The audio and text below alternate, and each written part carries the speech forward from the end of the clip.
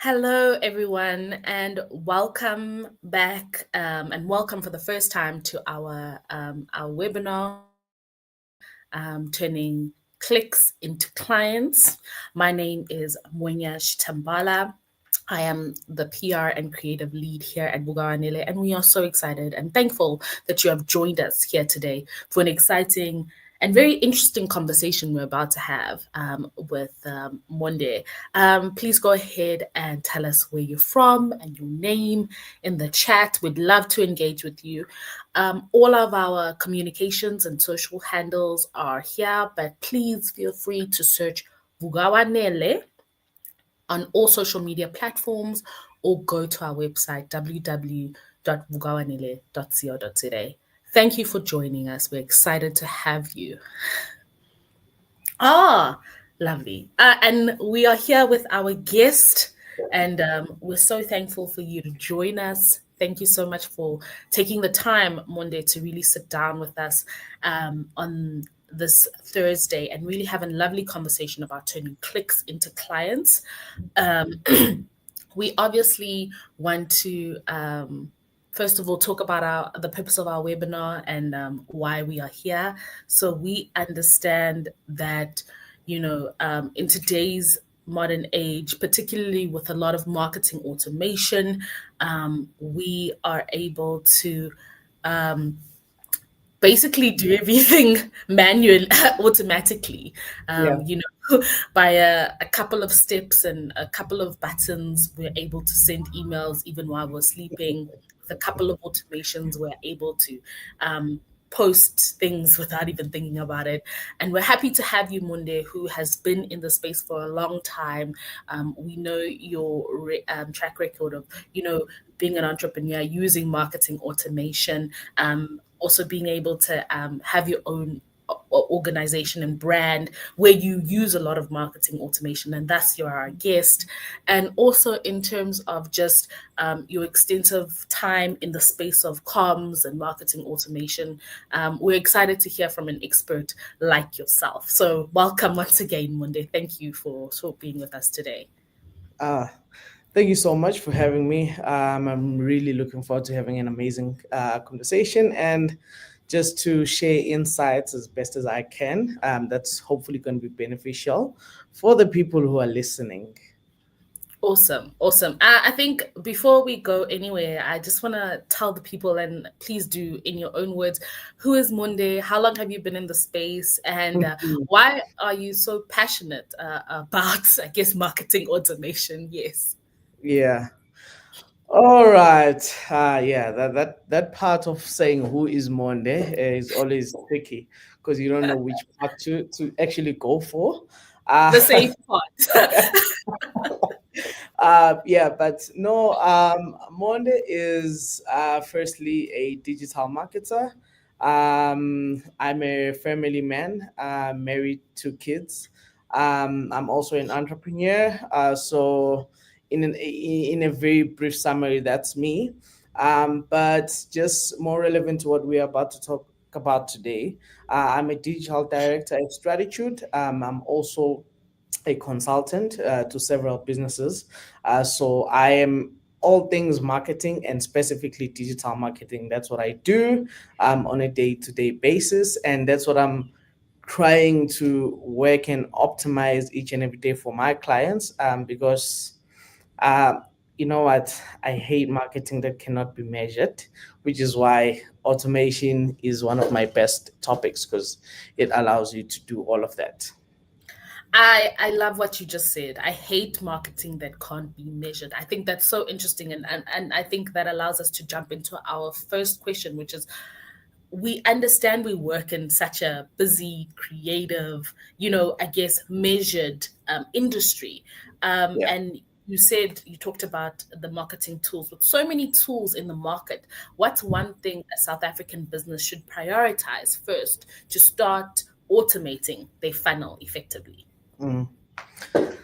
Okay, so the funnel is quite wide, and I think each and every stage or phase requires different tools, right?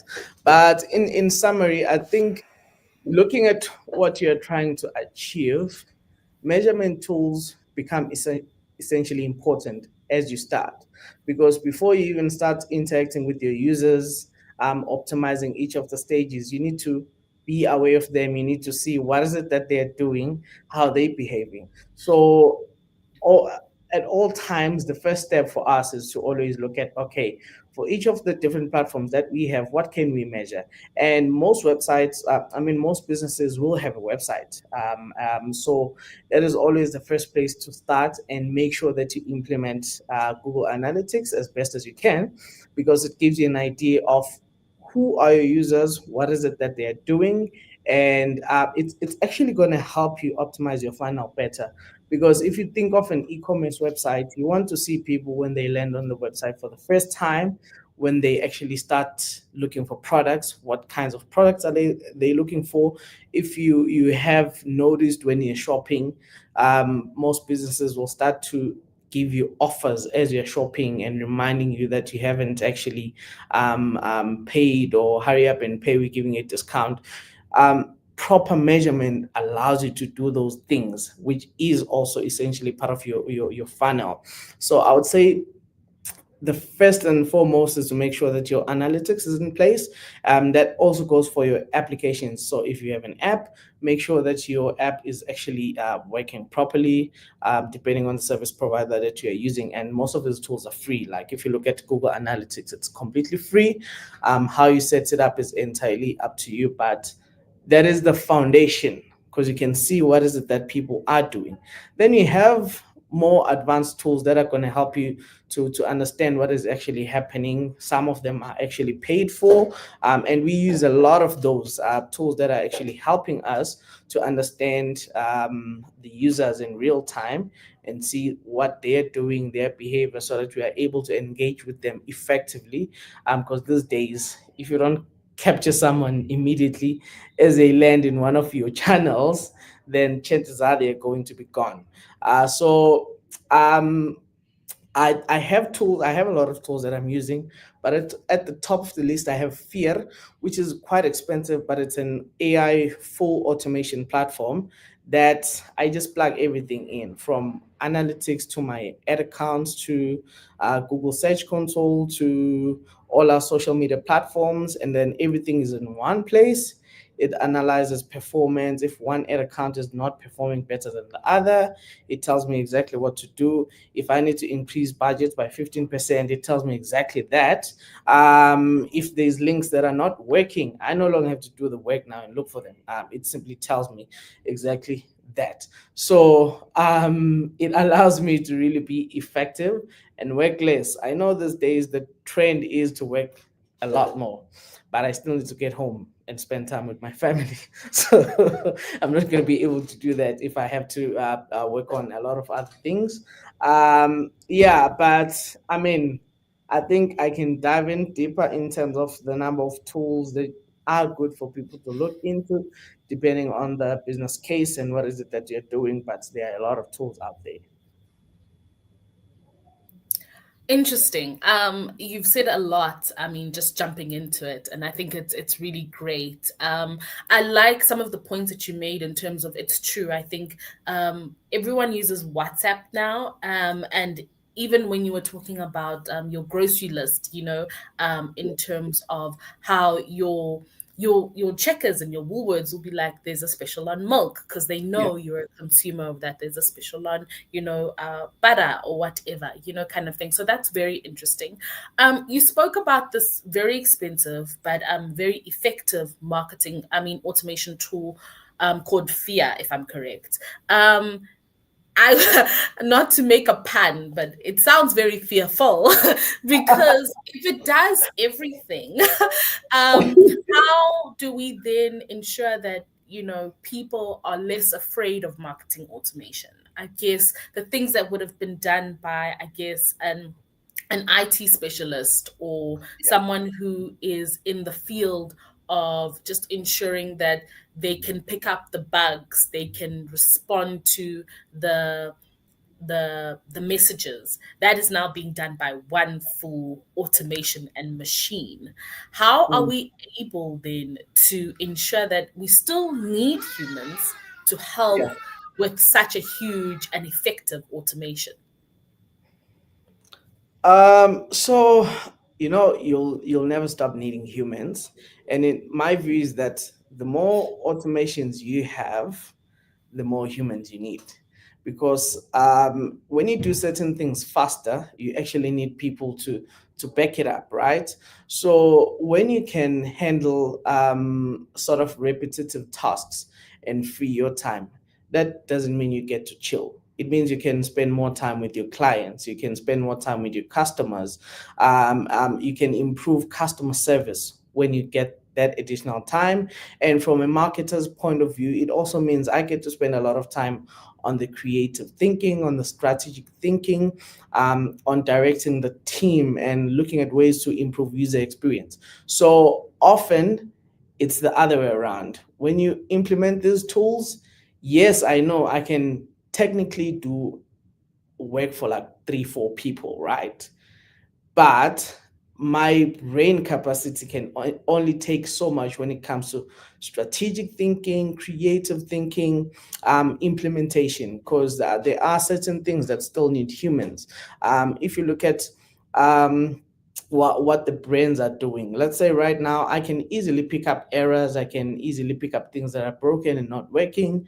Where we should be spending money or in terms of campaigns, where we should be optimizing them.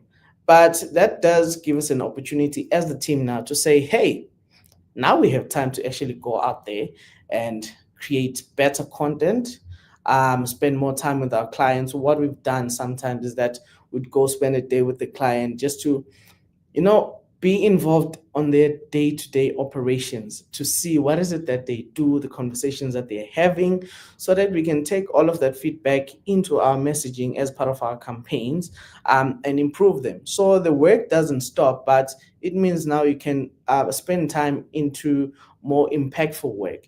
And they sometimes you have to look at businesses like I think 60/60 is a perfect example. Now that they have a lot of automations, they understand their users and customers better. It means they are getting more orders, and someone has to fulfill those orders. A couple of years ago at Checkers, you'd have people, the cashiers, and you'd have what is it? What are they called? Those people who putting up the items on the shelves and so on. Oh, But the store now, assistants. Yes. yes, but now you have people who are looking at the 60/60 orders coming in. Then they are moving around the shop to actually pick up those items that you've ordered, putting them in the pockets, and then them sending them through for delivery. That didn't exist a couple of years ago, but because of automation, there has been a need for more people, right? So instead of long queues, there's shorter queues in the physical store, but actually in terms of products going out, there are more products being sold. You have drivers that are on the scooters, always on the fast and the furious on the roads there. But yeah, you have all of that. If you look at your, I think of a McDonald's, they have those self-service counters now. The Uh, self-service stand. Yes. yeah, the stand. Now that exists, people don't need to go to the cashier. But that also ultimately means when people are making the orders themselves, it's quicker, it's faster. The food needs to be prepared much quicker as well, because I don't want to be spending a lot of time waiting for my order. So now all of those people who are working as cashiers are kind of moving to the background and preparing the food, helping to make sure that everything moves faster. And I don't even want to talk about the maintenance part of it.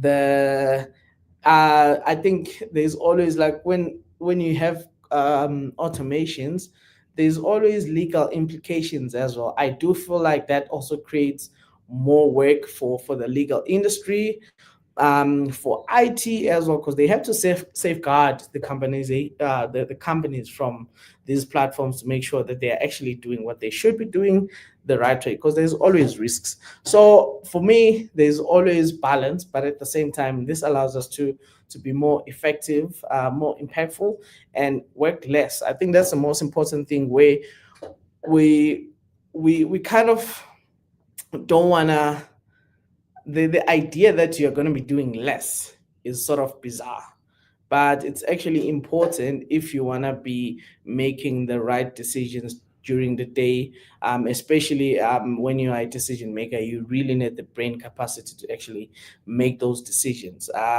Your design team needs to spend less time trying to analyze which video performed better, because AI is doing that for them, and spending more time on thinking creatively. So there's that balance where you get more time to do impactful work. Wow.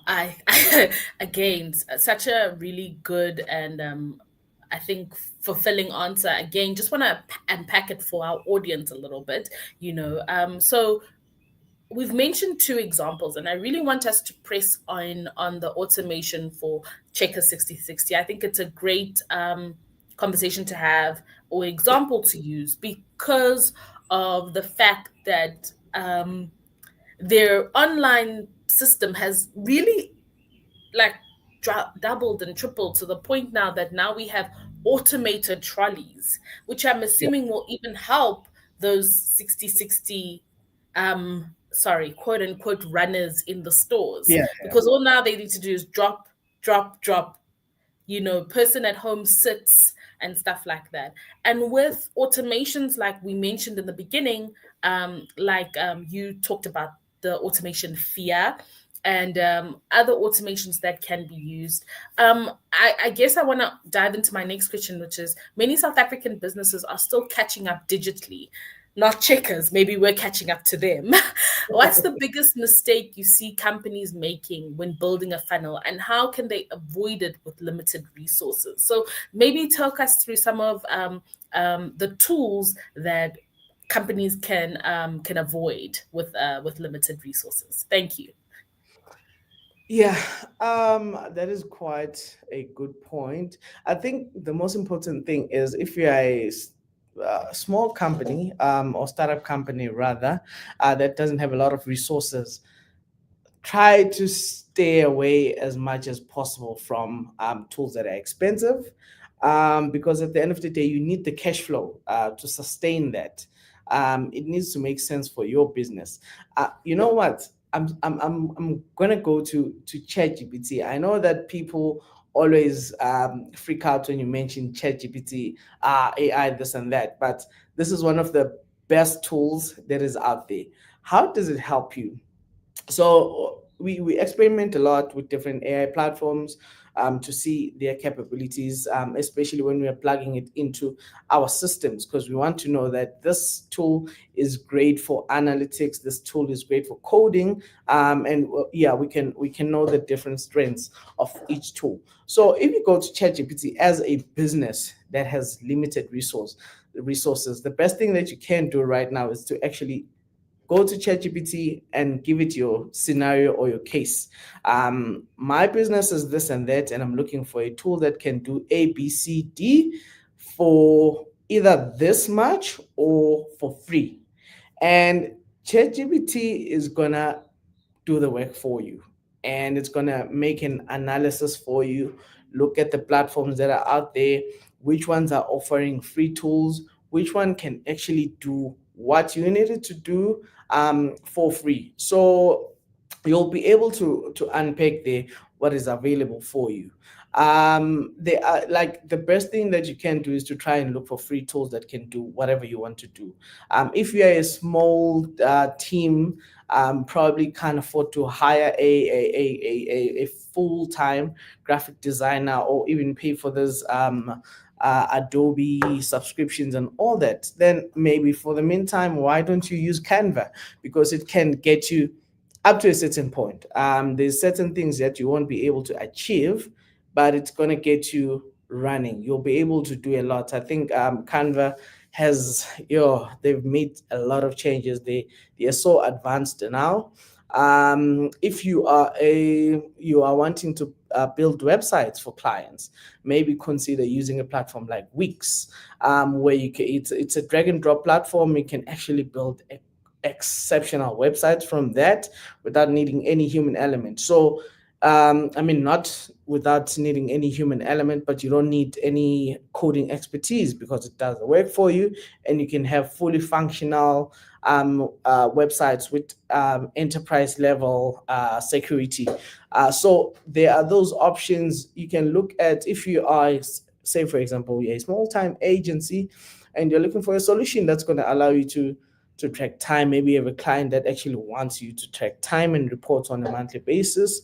You have platforms like Paymo, which has a free subscription, well, a freemium, if I can call it that, and you can start to immediately do necessary work. Like some of these platforms, you can see that from the free versions, it's actually gonna give you a lot.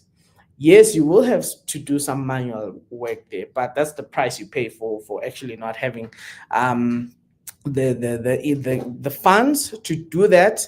But it's also taking a step forward versus having to fork out 20,000 for a month for an analytics tool.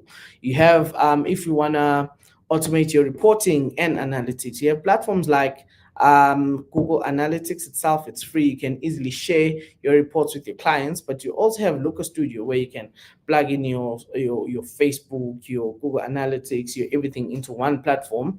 And most of the plugins that you can be able to use, they are also free. So look at the options, research, find out what people are using, what is available out there. Then there are a lot of tools that are free. Like there are a lot of tools that are free, and they will definitely work for you. I like, you're absolutely right, and I like what you said. There are a lot of tools that are free, and as Bugoanele, as an agency, we also ensure that we are also moving with the times. And you've mentioned some really, really great tools. You know, Yeah, ChatGPT, Canva, Wix, Google Analytics, all of them, which do have, yes, a free version.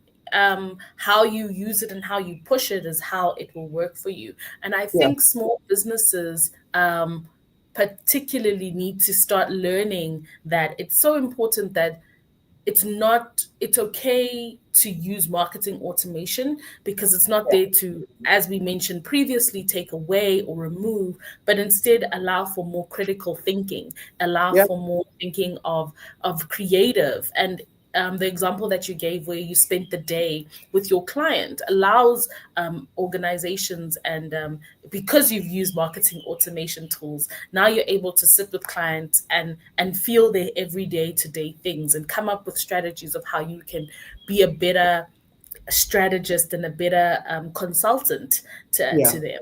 um, I just want to move on to our next question, which is how do small businesses, especially those without big budgets or teams, leverage automation tools without feeling like this is something only for corporates? I mean, we always talk about these tools, and as I've mentioned, most of them have a free version, but yes, it's limited, but it still works and it works effectively.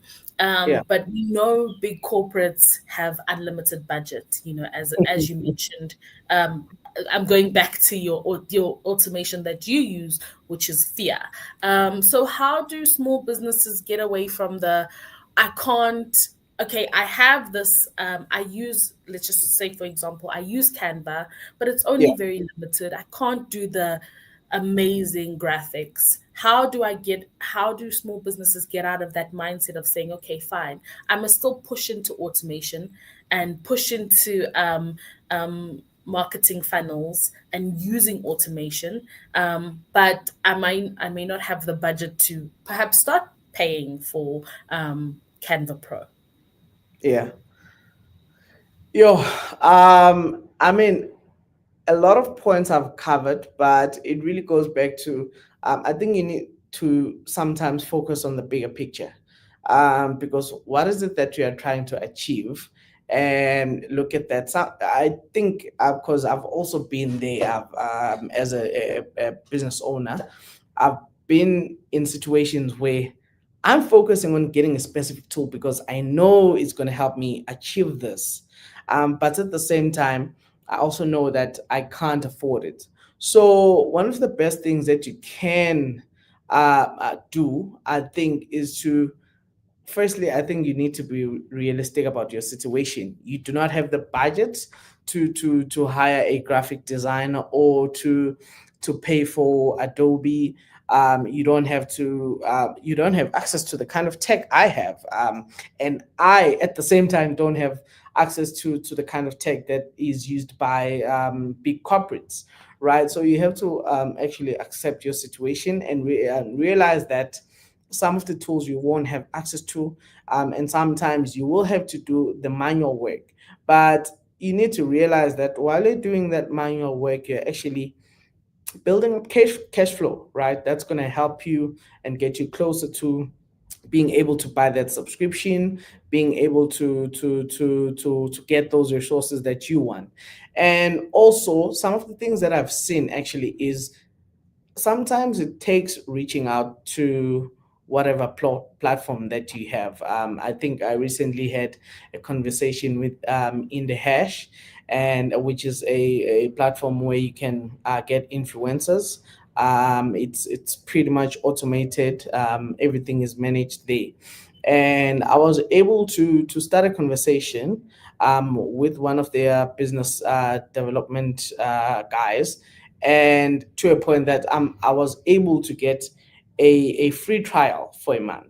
Now, if I'm someone who is having that mentality where I try to get free trials and everything, one of the objectives that I would have or ways to actually approach this is take your client, tell them, hey, I have access to this, and I can be able to use it for your account for a month or for 2 weeks or whatever period that you have. And then let's look at what we're able to achieve after that. And often that's when you're trying to actually upsell to the client or to get them to cover the costs of that platform, instead of taking from your current retainer or whatever work that you pay for them. But again, it has to be something that's going to create value for them. That works. Like once clients actually see the work that is being delivered by something, they're able to jump on it versus saying, hey, there is a tool like Brandwatch. It does this and that, but all they're hearing is just you telling them about it. They're not seeing actual results. So get the tools, get started, do what you can. If you have to do manual work, especially on analytics, if you have to put everything on Excel just to balance things out, do that. But just make sure that, and this is very important, we know that there's AI, there's free AI platforms that you can use, but when you're using something for free, there's always a risk of proprietary information ending up getting out. Because when you use ChatGPT, for example, whatever you put in, they can use it to train their models and whatever, then it ends up being available publicly. So, whatever that you can do, take out that $20 or whatever, pay for that subscription fee so that you can at least ensure that you have protected proprietary information, because you don't want that to happen. It can, and you can get in a lot of trouble. It can actually destroy your business before it even starts. So make sure that you understand the security of each platform that you're using. There's a platform called Base 44 right now, which I think I forgot to mention as well. It's free. They are limited credits, but one of the best things about it is that you can create your own apps. I actually have used that a lot. I create my own apps. If there's anything that I want to create reminders that are actually custom. Because one of the things that we often do as marketers is for example, we'll have a lot of changes on campaigns. We have a lot of discussions, and all of those things will usually end up landing up on whether you have a book or you have notes on your laptop, but you end up forgetting about them. So I created a personal platform that is actually able to remind me when there is a due date, when we are supposed to update a creative, when we are supposed to maybe we are nearing a deadline of something. When you're working with a lot of campaigns, those are the things that you can easily forget. Like you can forget that you were supposed to get back to studio and asked them for a creative, and then you remember a week later, you've lost a lot of time on your campaign. So those are the things that are important that you can do with platforms like that. But make sure that you understand the security capabilities of those platforms so that you protect yourself. But yes, there are a lot of tools that are out there that are free, and you can utilize them. I think you've definitely mentioned so many tools that I think will debunk the fear for our viewers and the people who will watch this later, who will debunk the fear of not pushing into automation and not starting the automation journey. Yeah. I think it's very key of what you said in terms of just understanding the security of it all, kind of thing. And I just want to press into that with one other question in terms of asking.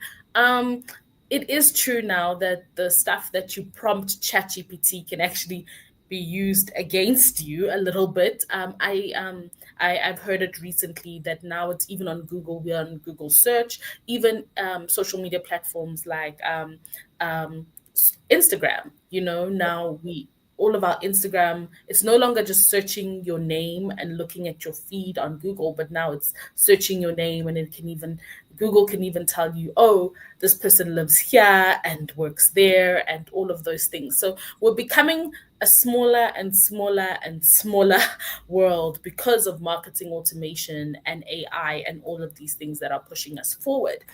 Yeah. Understanding that and understanding the security of it all, how do we as small to medium businesses ensure that we protect ourselves? Because when we're prompting, just an example, we have a new client and we're prompting for ideas or proposal or a concept note, kind of things. Those can now be used on Google. So someone doesn't no longer has to go to chat and prompt it. They can just go to Google and be like, I'm looking for a concept note, and literally find yours that you've probably modified using ChatGPT. How do small businesses make sure that they don't get caught in that ring of fire of, oh no, my idea was taken by X and now I've lost a client?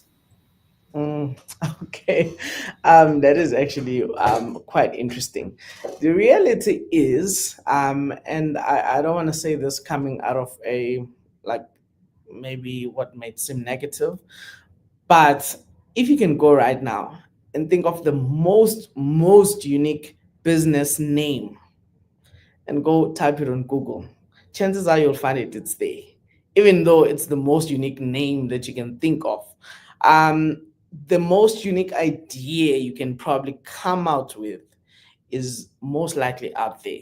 So there's a perfect chance that whatever that you search for, someone else has searched for, someone else has asked the same questions that you're actually asking, and there's that, right? But then there's also the parts that I mentioned with one of my last points, is that which was paid visions. So ChatGPT is what, $20? That is about just below 400 rands. If you prioritize your piece, pay that $20, then everything that you work with and do remains private, right? Whatever that you search for, whatever documents you actually upload and use, they remain private. That is one of the guarantees from ChatGPT, or should I say OpenAI. That is one of their security guarantees, because they can't use that information for any learning or any whatever that they can try to do, because they've implemented that security measure, and they've guaranteed you that it is actually in place. So you do have a bit of peace of mind to do that. And yeah, once you start using things that are for free, chances are on the next training cycle, it is going to be there for sure. But at the same time, um, chances are someone else has asked about it, an idea or something similar, unless if you're using proprietary information and name of a business, maybe they are let's say they have a specific budget, they have achieved certain targets, and you have actual information that is sensitive, then you shouldn't do it on a free version. So always make sure that you try to pay or use a trial period. If you think of Gemini, for example, it's quite expensive, but I've seen that they can give you up to 6 days free, if I remember correctly. So you are able to take that Gemini subscription for whatever period there is, use it for that specific time to unpack whatever insights that you want to unpack. It is going to help you without you risking sensitive information to going on Google. There's also something that OpenAI has mentioned, though I'm not too sure if this is accurate and if I still remember it correctly. But if you have disabled memory or history settings on your free version, it is also unable to keep that information to a point that it can use it for training. So there's that too. But then again, it's still a free version, and there's always room or risk for information to land up on public platforms. So definitely make use of that. There are also professional GPTs. We recently onboarded another company as well here, slightly expensive, but you're looking at about, I think, 100 rands a user or so if you're a small company. So if you have a team of 10, that's probably like 1,000 rands a month or less, where they actually have proper AI platforms that are actually plugged into the normal or common uh, AI platforms like ChatGPT, Gemini, that you can use safely, and it protects your information as well. So you can also look at those solutions for business solutions. It's tax deductible, if I remember correctly. But then again, it's just trying to figure out those options because it's a tax deductible expense. So it should at least get you somewhere. I like what you said. You know, if you like peace, spend the less than 400 rand. Yeah, no, Because do that. um because I think it is important. We cannot deny that automation and AI is taking over. And I guess it leads me to my next question, which is, which stage of the funnel do you see South African businesses overlooking? And perhaps it's a little bit about the security, which you've mentioned, Yeah. the most awareness, conversation, or retention, and what impact does that have on growth? So we have spoken about security. We've also spoken about free platforms. We've also spoken about expensive platforms. What is someone who is watching this and going to actually take the information that you have so graciously given us today and take the first step? What is something that they shouldn't overlook when they're starting this tool, this journey, sorry, of funnels with automation? Okay, that is actually quite interesting, and I always find that different businesses will have different problems, and the foundation is what I've seen being the biggest problem. That is at the awareness stage, or the awareness stage of the funnel, where the idea of that stage is to get people to actually know you, especially if it's a new brand, to know you, to see you, to connect with you, to understand your business. One of the things that I'm seeing a lot of businesses doing, especially, so this is more relevant to newer businesses, they jump into leads. You'll get a new business. They say, I have this target and this is where I want to get. Can we go straight into the conversion stage, where they are wanting to get business, which is always bizarre and crazy because you need information to work with. When you start with awareness, you are getting the brand out there, you get people to engage with it, you get to test, you get to learn a lot about what information do people find interesting. You get to play around a lot with the creatives, like what is it that they are more responsive to. And you also get to see how is their behavior when they get to the website, or across your different platforms. You will find that it is also initially, like when businesses are starting out, you find that a business is already talking about email campaigns and all that. But how are you going to get to email campaigns when you have no database to work with? So you need to do the foundation right, make sure that people know you, people connect with you, and then you can start gathering personal information, data, and all of that. And this strategy will always allow you to actually measure how ready are you to move on to the next step. Because before you start making certain offers, people need to understand your business. They get to your website, they engage with it, and then you'll get a few that are actually sending through their information. One of the best ways that you can do to progress people to the next stage of the funnel, you'll find, let's say you are selling cars, right? And then you put your brand out there, you put your car, you make it fun, you make it relatable, you're using the most relevant or trending music that's out there to make people to actually see the brand and pause and actually click on your ad. Then they land on the website. That's where you start capturing information. um, and one of the ways you can do that, for example, is to look at on your funnel, you have a car, you have features, this is what it does, and so on. Often you can easily start gathering people's information by introducing a form. Like if someone wants to download a brochure, only ask for their email address. This is not a lead.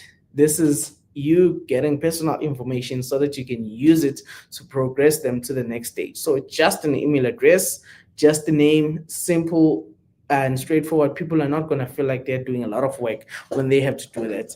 Then they give you their email address. Then now you're starting to collect leads, right? That you can use later on. But then again, I wouldn't call this a lead because this person has only downloaded your brochure.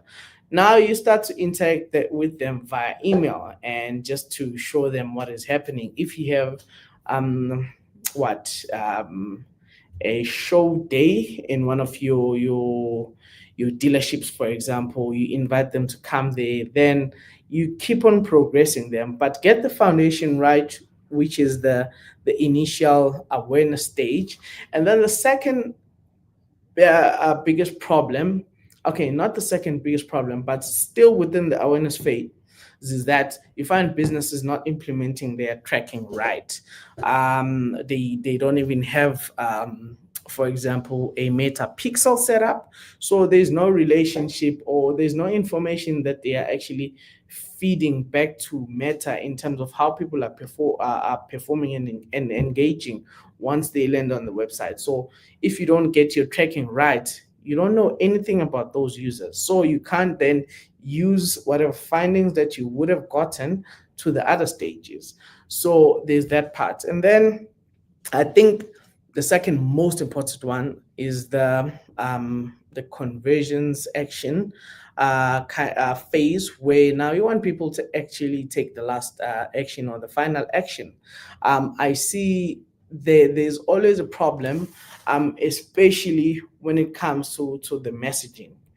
And I want you to think of it like this. You have an e-commerce shop and you have someone visiting or seeing your brand for the first time. Let's say using through one of your ads, right? And then out of interest, they go to the website and then they see, oh, you're selling those cool sneakers. It's a new brand, and whatsoever.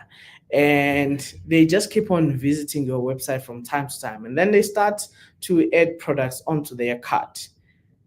Surely your messaging has to start changing.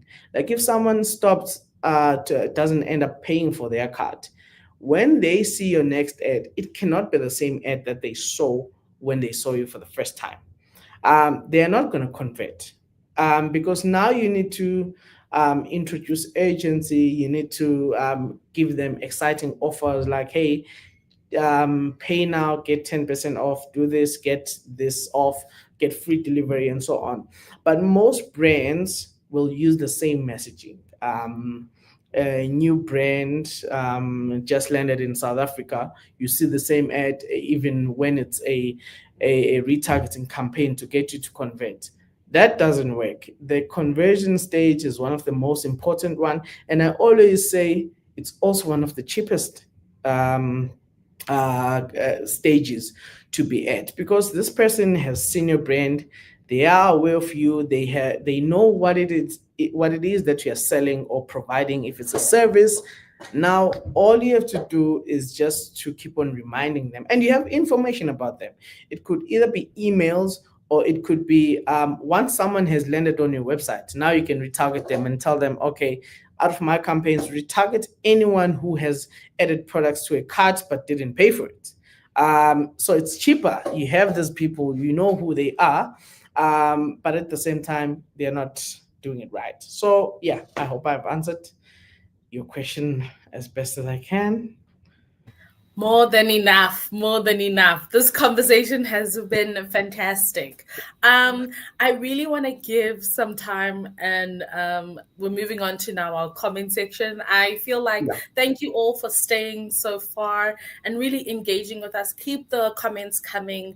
And I think we're just going to dive into some of the great comments that people are enjoying the conversation. But also, I think the biggest one that I can see from my side is people really want you to break down the first one, the fear. So Butle is asking, interesting, please type down the system name. Is it firm or fear? And maybe you can tell us a little bit about that once more. We know it's fearful and it's expensive, but maybe you can also talk about once more what it does and why it's such a good marketing automation tool. Okay, so it's FYR. It's Okay. a Norwegian company. So the way they pronounce it is different. But we've landed up with fear because, yeah, the way they pronounce it is a bit tricky. But FYR.ai, they should be able to find it. That's where it is.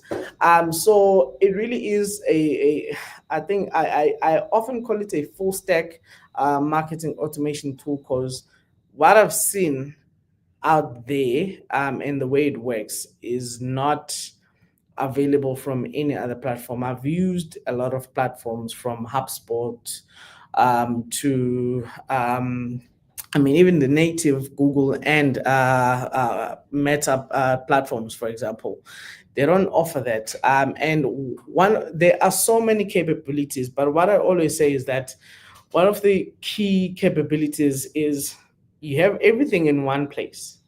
And one of the things that I've seen by that alone is that you are able to have everyone working from one source. So I have different team members here.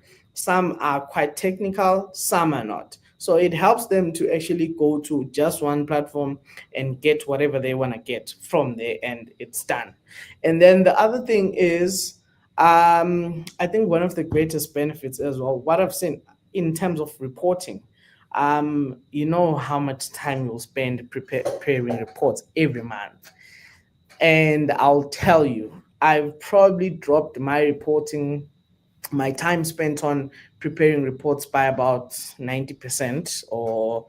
80% since I started using this tool. Because what I do is I just create dashboards and then it updates them automatically. Whatever date range you set, it just pulls the numbers based on that date range that you've selected. So it does it for you. It becomes easier, and I can share links with the clients that are live. So whenever they want to ask questions, they just go back to the dashboard that I sent them. So they no longer need to send our team and ask, hey, how many leads did we get this month? Because all they need to do is go to that dashboard. And I customize it because you have clients that are, again, this is one of the benefits. When you are on a perfect example of the different, the funnels, the funnel, looking at the different phases, you can create a dashboard specific for that phase. So the numbers that you report on are going to be different. When you're at the launch or early stages, you're reporting on impressions, awareness, clicks, and so on. And then as you progress, you start introducing the number of leads that went through, and any other conversion that you're measuring. So I've been able to do that where I can customize each of the reports. And send it to the relevant people as well. I'm able to track competitors, their posting frequency. I can know at what time is Vuga Wanele usually posting, which of their posts are the best performing posts, and which ones are not the best performing posts. And I can be able to start, I can actually start to understand your strategy based on that. So, for example, I'm able to see that you usually post on Friday at 9 p.m. and your content that is posted around that time is usually one of the best performing posts. So what am I going to do as a competitor? I look at that, I take it, and I start posting at 9 p.m. on Friday. Then I test it out and see what is the response. What I've seen is the kind of insights that we're able to pull from that. Even the brands that are our competitors, they don't have an idea what's happening around their brand. Because one of the interesting things that I've been able to see and pick up is that I'm able to see your best performing posts, right? If let's say I can tell that your best performing posts are always posted on Wednesday at 10 a.m. But I'm able to see that your content, you actually post a lot on Thursday at 12 noon. Already I can tell that you are not aware of your data, because if you could see what I can see, then you would immediately change and take some of your content or most of your content and post them on Wednesday at 10 a.m. That those are the kinds of insights I can pick up from that tool, and a lot more. Like I use it to draft content. I use it to one of the other great things as well that are not available out there. I can create custom metrics, right? So I'm a very data driven marketer, that also obviously prioritizes creativity, but whatever we need to do has to be backed up by data. So I'm able to do certain calculations that you would have to do manually on Excel if you are aware of those calculations, that give you insights. I can tell exactly which products are more profitable than others, by creating custom calculations and then feeding it on the system. So my clients are able to tell that while this campaign is the best performing, but it's not bringing in the most money, this is the one that's actually bringing in the most money, can be able to make decisions based on that. So I have those tools that I'm actually utilizing right now, that are quite exceptional. And yeah, I think I hope I've answered that part at least. Yes, you have. Another question we have is there a tool that can automate quotations? Um, Automate quotations. Uh, I think I've seen a few. I think Paymore is also one of those tools that can actually create quotes for you. But I'd actually want to understand, by automate quotations, what do you mean?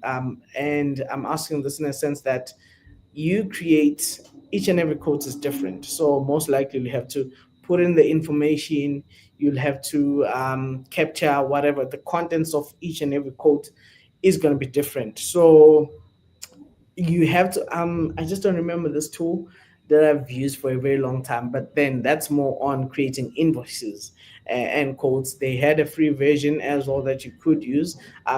Again, the best suggestion would be to go on Google, or ChatGPT, to look for a free solution that can do that, and I'm very confident it's going to be available because I've seen them before. So you can sort of like easily print quotes, enter a couple of details, whatever the project is. It allows you to put in your logos, your company information, and your signatures and all that, you can be able to do. Also, one of the things that I had to do a very long time ago was to use Canva to prepare my codes. I'd have a structure and create a template, and then all I have to do is come back and change information. So you already have a template that has your company information. All you have to do is just come back and change dates, but that is a bit manual. But yeah, there are tools out there. You just need to find them. Perfect. Another comment says, I wish I had adapted ChatGPT much sooner, especially because I work a lot with reports. It puts together Yeah. the write up so nicely, which goes back to your point about I know people how people are fearful about ChatGPT, but the importance of it and how it is so key in just putting up reports. Another Yeah. comment said, very interesting point about the ChatGPT security, which we spoke about in terms of just making sure what you put on and buffering yourself, as we mentioned. If you want peace, just use the Yeah. 400. Definitely. Just spend the 400.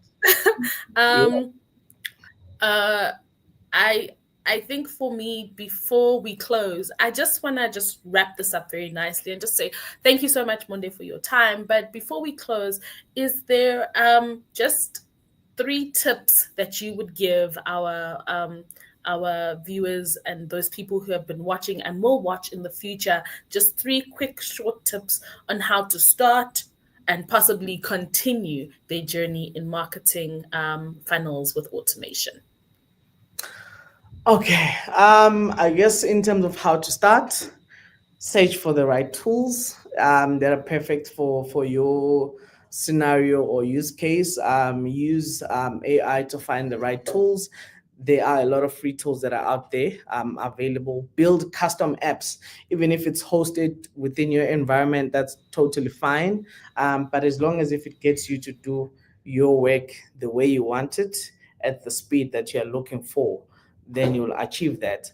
And then secondly, while you're at it, trying to look for different tools that are doing whatever that you need them to do, I think I will definitely caution um, you against changing and jumping onto the next tool that is available all the time, because then you are not able to focus on whatever tool that you've selected. And usually I've seen that you don't even get to use it to the best of its abilities. So spend time with the tools. Don't just drop it and give it up the moment you find out about another tool, because you have to learn, you have to go through issues. So if the one that you have can do whatever that you needed to do, and it just takes a bit of a learning curve, just invest that time and yeah, use it as much as you can. And then I think the last point is to follow the right people. That is the most important thing. So there are people who are experts in different tools out there.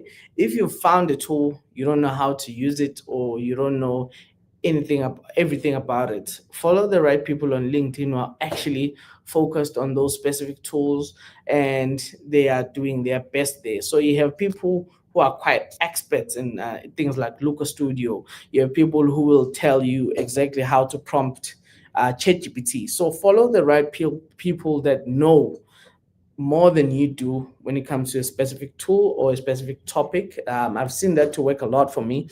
And that's going to help you because these tools are changing every day. They're having updates, they're having new information. So that helps you to become aware of certain things without putting the work yourself. Perfect. I think just perfectly summarized. Once again, Monday, thank you for joining us here at Vuga Anile on our webinar, Turning Clicks into Clients. Thank you all for staying until the end. We really appreciate it. If you would like any other information about Monday or Vuga Anile, as mentioned, please go to the website www.vugaanile.co.za. You will find us on all social media platforms, Facebook, X, Instagram, and LinkedIn. Once again, Monday, thank you so much for your time. Thank you, everyone, for staying this long. And I hope you enjoyed our webinar, Turning Clicks into Clients. Take care. Thank you.